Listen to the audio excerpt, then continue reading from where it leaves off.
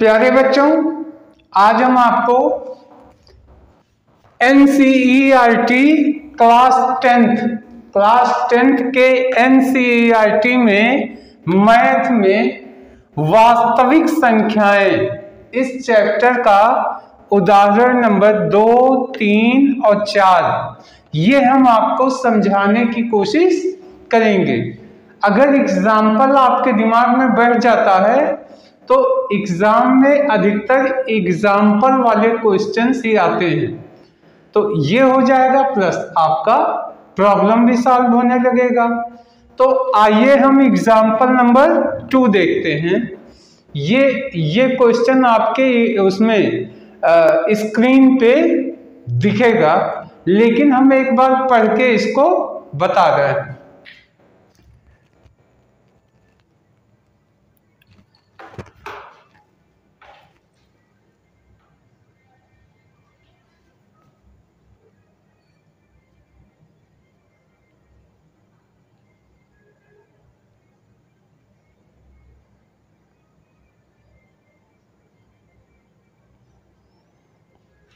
देखिए, आपका क्वेश्चन है दर्शाइए कि पहला उदाहरण, ये एग्जाम्पल नंबर 2, दर्शाइए कि प्रत्येक धनात्मक समपूर्णांक 2q के रूप का होता है तथा प्रत्येक धनात्मक विषम पूर्णांक 2q + 1 के रूप का होता है, जहां q कोई पूर्णांक संख्या है।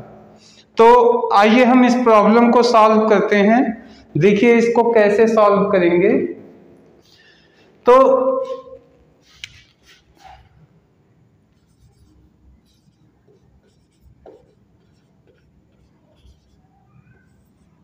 सबसे पहले आपको क्या करना, क्वेश्चन में आपको दर्शाना क्या है कि जो सम संख्याएं होती हैं वो 2q के फॉर्म में होती हैं और जो विषम पूर्णांक संख्याएं होती हैं वो 2q + 1 के फॉर्म में होती हैं।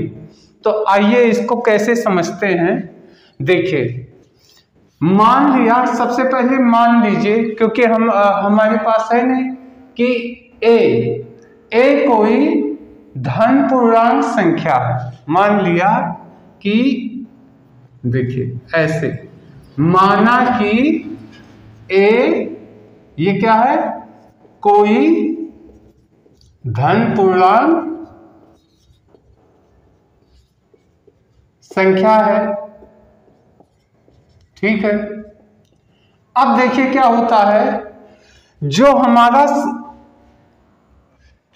यूक्लिड विभाजन प्रमेयिका या यूक्लिड विभाजन एल्गोरिथ्म, तो ये फार्मूला हमें लगाना पड़ेगा। कौन सा? यूक्लिड विभाजन। देखिए दोनों में कोई विशेष अंतर नहीं है, प्रमेयिका या एल्गोरिथ्म कर लीजिए, कुछ भी।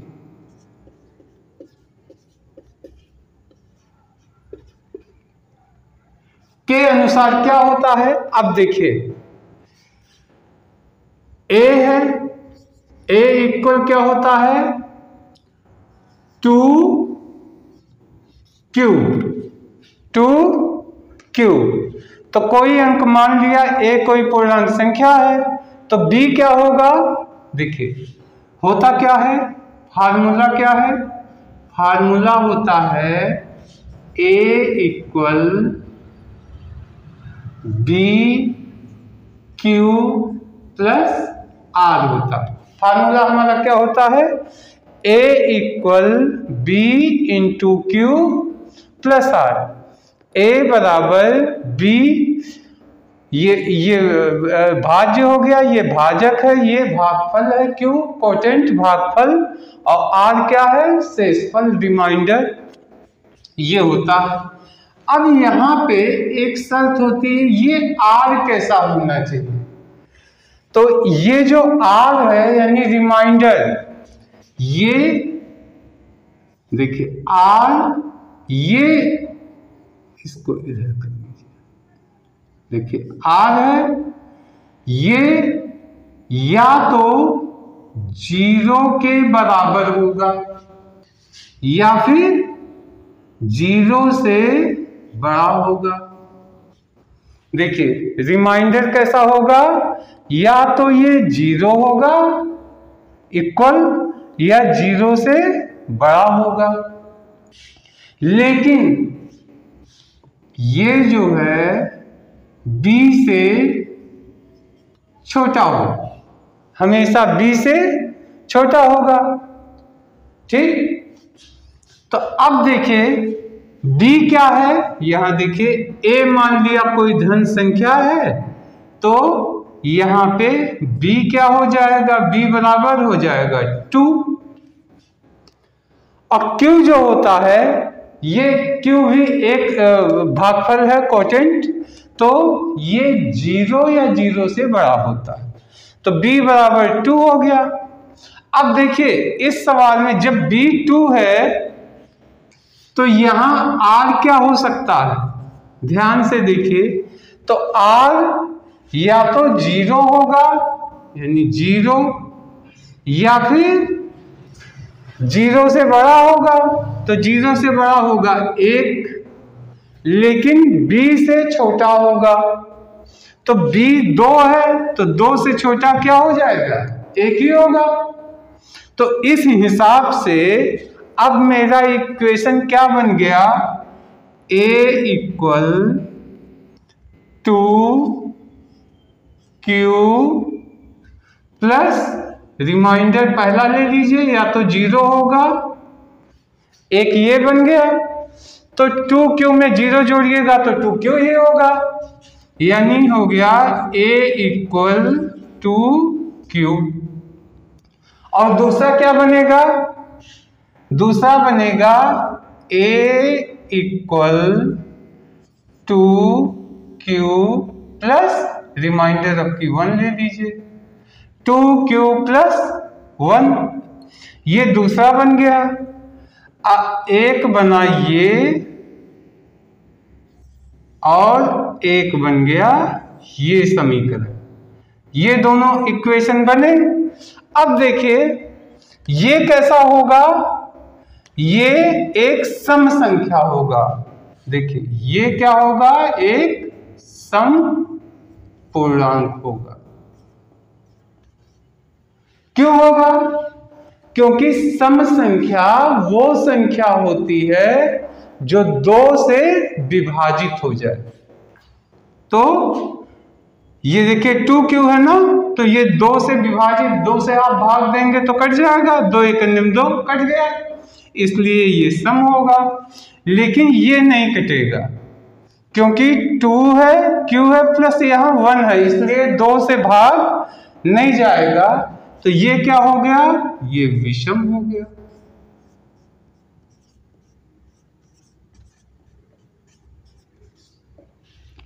तो प्यारे बच्चों, इस क्वेश्चन में मुझे यही दर्शाना था। क्वेश्चन ये कह रहा है कि सम संख्या जो होती है वो 2q के फॉर्म में होगी और विषम संख्या जो होगी वो 2q प्लस 1 के फॉर्म में होगी। तो आपने यहां सिद्ध कर दिया कि ये जो संख्या है ये विषम है, तो या तो 2q प्लस 1 विषम हो जाएगा और 2q एक सम हो जाएगा, क्योंकि ये 2 से विभाज्य है। ठीक, आशा है आपके समझ में आ गया होगा। कैसे लगाया है एक बार फिर से देख लीजिए। मान लीजिए कोई एक पूर्णांक संख्या है ये, अब यूक्लिड विभाजन प्रमेयिका का फार्मूला होता है a बराबर b into q plus r.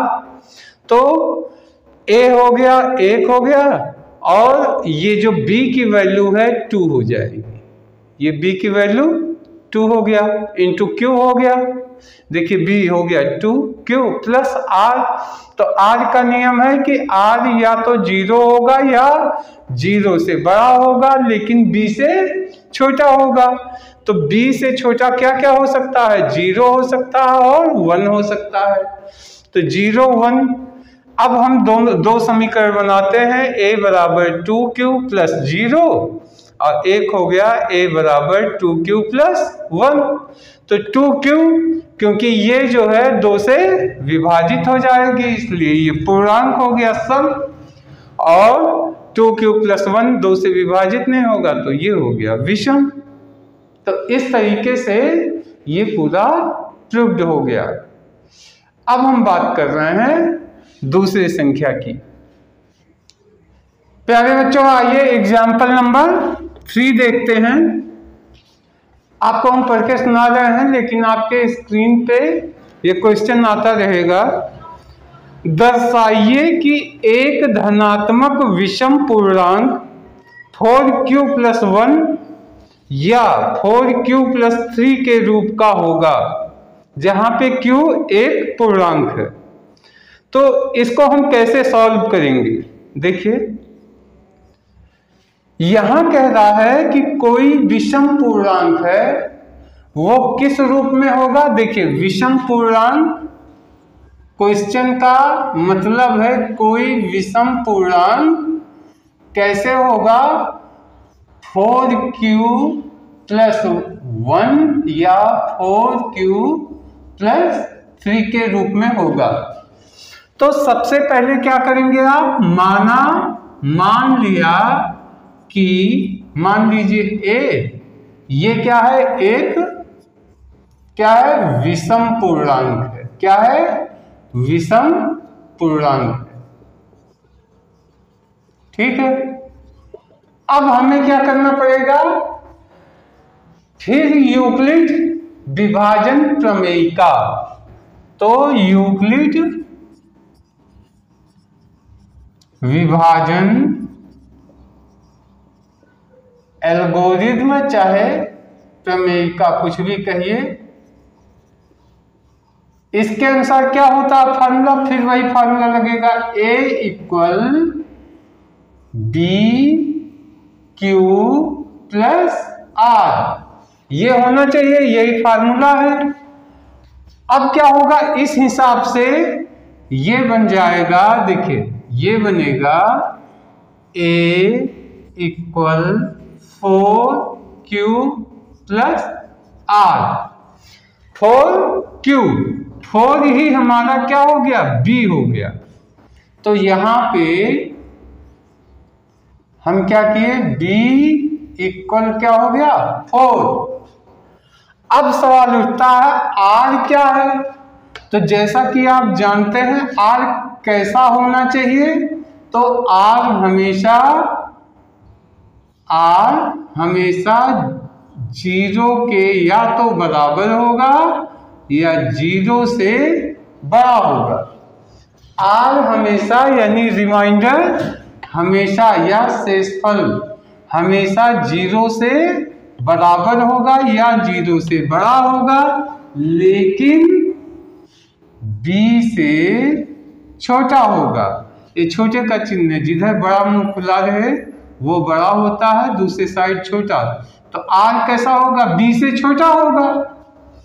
तो जब b बराबर 4 है तो r बराबर क्या हो सकता है? तो r बराबर या तो हो जाएगा 0 क्योंकि 0 के बराबर होता है, या हो जाएगा 1 या होगा 2 या होगा 3, लेकिन 4 से छोटा होगा। तो 4 से छोटा यही तीनों अंक दिख रहे हैं, 0 1 2 और 3 ये दिख रहे हैं। अब हम इन तीनों को एक एक करके इक्वेशन में लिख रहे हैं। तो एक हो गया equation number first, a equal 4q plus 0, पहला हो गया। अब दूसरा लिख रहे हैं a इक्वल 4q प्लस 1, ये दूसरा हो गया। तीसरा लिख रहे हैं a इक्वल 4q प्लस 2, ये दूसरा हो गया। फिर चौथा क्या होगा? a इक्वल 4q प्लस 3, ये हो गया। अब देखिए क्या है, इसमें से मुझे चेक करना है कि कौन कौन सम होगा और कौन कौन विषम होगा। तो एक नियम जानिए, सम का रूल क्या है। सम का नियम होता है कि सम संख्याएं हमेशा 2 से विभाजित हो जाती हैं। तो 2 से इसमें से क्या कोई विभाजित हो सकता है? तो ये देखिए, पहला है 4, 2 2 जा 4, तो यहां लिख दीजिए 2 से विभाजित, 2 से विभाजित, इसलिए ये क्या होगी, सम होगा। दूसरा 2 2 जा 4, लेकिन इसमें 1 है तो 1 तो कटेगा नहीं, तो ये हो गया 2 से विभाजित नहीं है, इसलिए विषम। 2 से विभाजित नहीं, इसलिए ये क्या हो गया, इसलिए ये विषम हो जाएगा। फिर आ जाइए, ये देखिए 2 2 जा 4, 2 2 जा 2 1 जा 2, यानी 2 से ये भी कट जाएगा, 2 दूनी 4, 2 1 2, तो ये भी 2 से विभाजित है। तो 2 से विभाजित, इसलिए ये क्या हो जाएगा, सम। लेकिन ये 2 2 जा 4 तो होगा, लेकिन फिर 2 से विभाजित नहीं होगा, तो इसको लिख दीजिए 2 से विभाजित नहीं। और जब विभाजित नहीं होगा तो क्या हो जाएगा, विषम। तो इस हिसाब से 2 संख्याएं विषम में आई। कौन कौन आया, ये आया और ये आया। तो आपने प्रूव कर दिया, क्योंकि पूछा क्या है, पूछा यही है कि कोई भी विषम पूर्णांक या तो 4q + 1 के रूप में होगा या 4q + 3 के रूप में होगा। तो आपने यहाँ पे साबित कर दिया कि ये 4q + 1 ये के रूप में है, 2 से विभाजित नहीं, इसलिए ये विषम, और 4q + 3 2 से विभाजित नहीं, इसलिए ये विषम।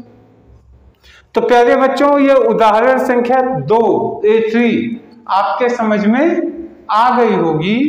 अब हम एक और क्वेश्चन लगवाने की कोशिश कर रहे हैं, उदाहरण नंबर 4। अब इसको देखते हैं। प्यारे बच्चों, अब हम आइए एग्जाम्पल नंबर 4 कर रहे हैं। स्क्रीन पे क्वेश्चन लिखा दिखेगा आपको, लेकिन एक बार हम पढ़ के सुना रहे हैं।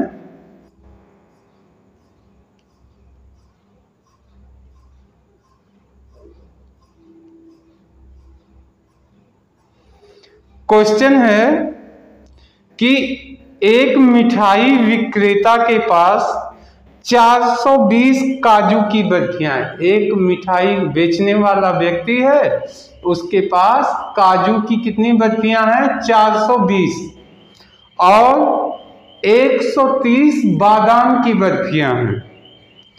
अब ये क्या करना चाहता है, वह इनको एक ऐसी ढेरी बनाना चाहता है कि प्रत्येक ढेरी में बर्फियों की संख्या समान रहे।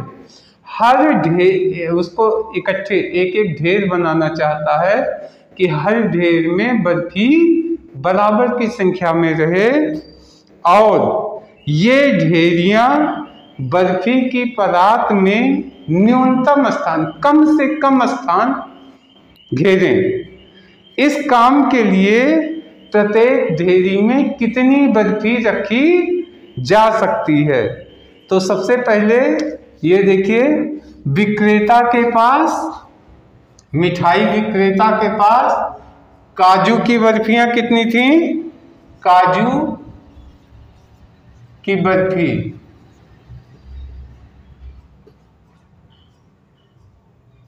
420 काजू की बर्फी, और बादाम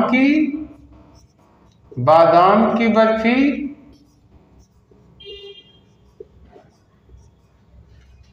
130। काजू की बर्फी कितनी थी? 420, और बादाम की बर्फी कितनी है? 130।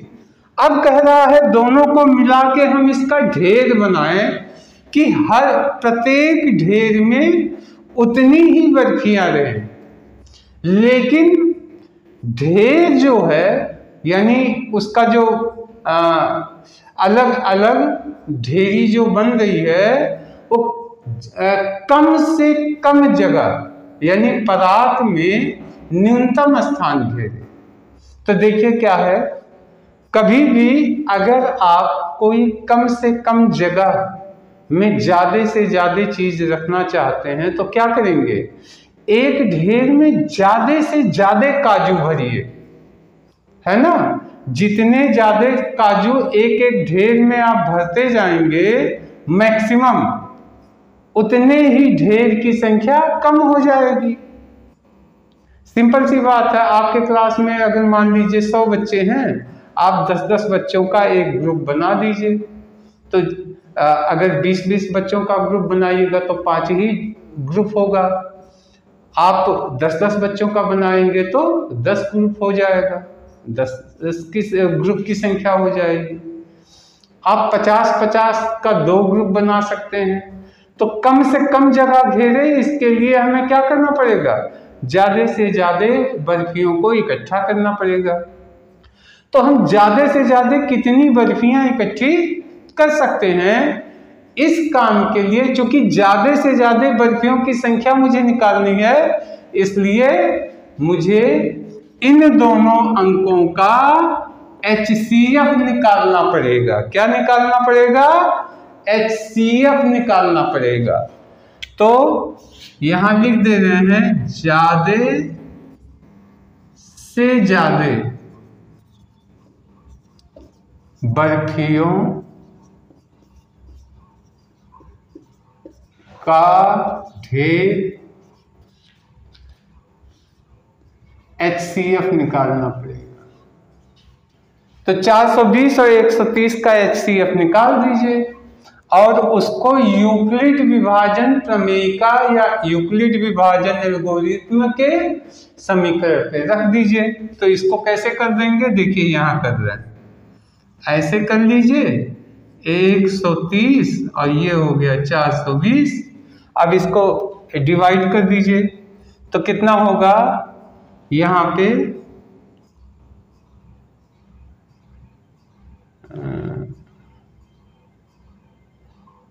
13×3 = 39, 3 बार ले जाइए। 3 9 0, 3 3 9 और 3 1 3।